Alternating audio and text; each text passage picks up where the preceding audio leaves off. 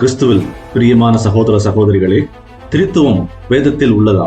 பிதா, குமாரன் மற்றும் பரிசுத்த ஆவி என்பது ஒரே தேவனின் தன்மையை வெளிப்படுத்த பயன்படுத்தப்படும் தலைப்புகள். அவைகள் வெவ்வேறு நபர்களை குறிப்பதல்ல. பிதா, குமாரன், பரிசுத்த ஆவி என்பது தேவத்துவத்தில் 3 ஆழ்தத்துவம் உடையவர்கள் என்று திருத்துவம் போதிக்கிறது.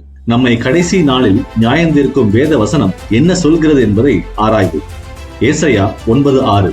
நமக்கு ஒரு பாலகன் பிறந்தார், ஒரு குமாரன் கொடுக்கப்பட்டார், கர்த்தத்துவம் அவர் தோளின் மேல் இருக்கும்.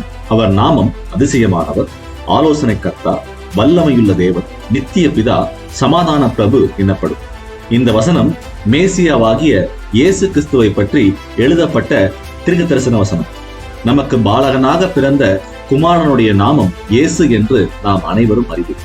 சற்று இந்த வசனத்தை கவனமாக பார்க்கிறோம். குமாரனாக வெளிப்பட்ட இயேசு கிறிஸ்துவை வல்லமையுள்ள தேவன் என்றும் நித்திய பிதா என்றும் குறிப்பிடுகிறது. இந்த வசனம் இயேசு கிறிஸ்து திருத்துவத்தில் ஒரு தனி நபர் இல்லை என்பதை மிக தெளிவாக எடுத்துரைக்கிறது. மாறாக அதிசயமானவர், ஆலோசனை கர்த்தா, வல்லமையுள்ள தேவன், நித்திய பிதா, சமாதான பிரபு என்பது குமாரனாக வெளிப்பட்ட இயேசு கிறிஸ்துவுக்காக பயன்படுத்தப்பட்ட தலைப்புகள். இந்த தலைப்புகள் அனைத்தும் அவர் ஒருவருக்கே உரியது. பிதா மற்றும் குமாரன் என்பது தலைப்புகள், வெவ்வேறு நபர்கள் அல்ல. பிதா மற்றும் குமாரன் என்பது ஒரே தேவனின் வெவ்வேறு வெளிப்பாடுகள். ஆதியிலே வானத்தையும் பூமியும் உண்டாக்கின பிதாவாகிய தேவன் மாம்சத்தில் வெளிப்பட்டார்.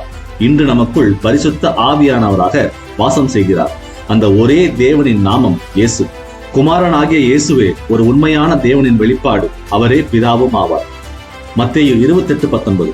ஆகையால் நீங்கள் புறப்பட்டு போய் சகல ஜாதிகளையும் சீஷராக்கி பிதா, குமாரன், பரிசுத்த ஆவியின் நாமத்தினாலே அவர்களுக்கு ஞானஸ்நானம் கொடுத்து.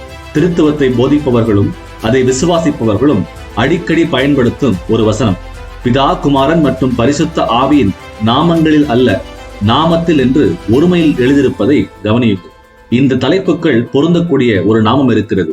அந்த நாமம் எல்லா நாமத்திற்கும் மேலான நாமமாகிய இயேசு என்கிற நாமம். அப்போஸ்தலர் 4:12 இதை உறுதிப்படுத்துகிறது. நாம் ரட்சிக்கப்படும்படிக்கு வானத்தின் கீழெங்கும் அவருடைய நாமமே அல்லாமல் வேறொரு நாமம் நமக்கு கொடுக்கப்படவில்லை. எனவே பிதா, குமாரன் மற்றும் பரிசுத்த ஆவி என்பது 3 வெவ்வேறு நபர்கள் அல்ல.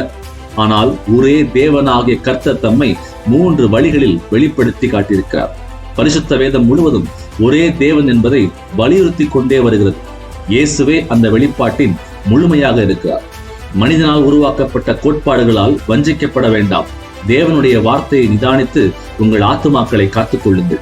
மேலும் தேவன் ஒருவரே என்கிற சத்தியத்தை நாம் அறிந்து கொள்ள எங்களோடு இணைந்திருங்கள். இந்த செய்தி உங்களை ஆசீர்வதித்திருந்தால் இதை பகிரவும். கர்த்தர் ஒருவரே என்கிற உண்மையை உலகிற்கு எடுத்து செல்வோம். ஆமென்.